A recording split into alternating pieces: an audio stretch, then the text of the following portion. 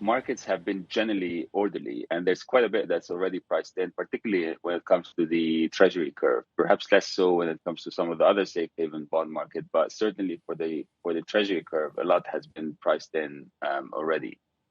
In terms of the market participants starting to update their hiking expectations, we think that some are potentially getting ahead of themselves here, and there seems to be this kind of outbidding of others in terms of Fed hike expectations, which we think is some of them is probably too extreme. What we're watching or what we're expecting is probably 3 to 4 hikes within the next 4 quarters.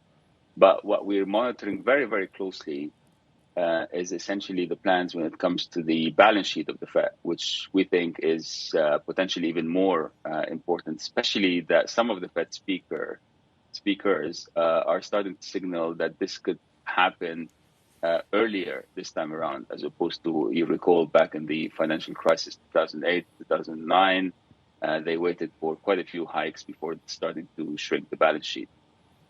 Yeah, indeed. So it's a question of timing as well as not just, as well as whether how active or how passive they are in terms of the balance sheet. The 10-year auction overnight, Omar, I'm sure you were watching that. The indirect bid, foreign appetite for U.S. paper.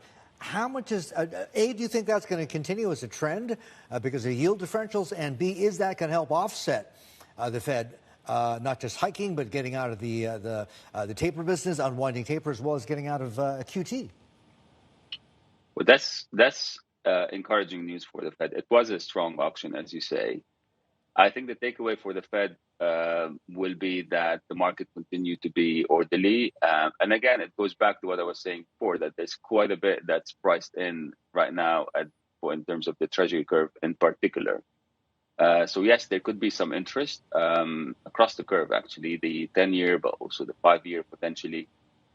And I'd like, however, to touch on something that you alluded to a bit earlier, Martin, which is the shape of the curve. And I think this is also very important, obviously critically important to watch.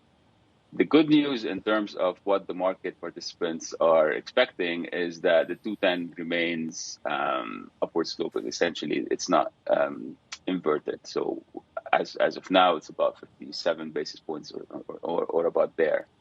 The bad news, it was about 160 basis points last year. And as you know, as it flattened, expectations are that, there will be a slowdown in terms of the economy. So I think this is extremely important to watch. This is something that Chair Powell addressed in his press conference last time. Back then, he said that the 210s are about 75 basis points, which is within historical range, but it's to be watched.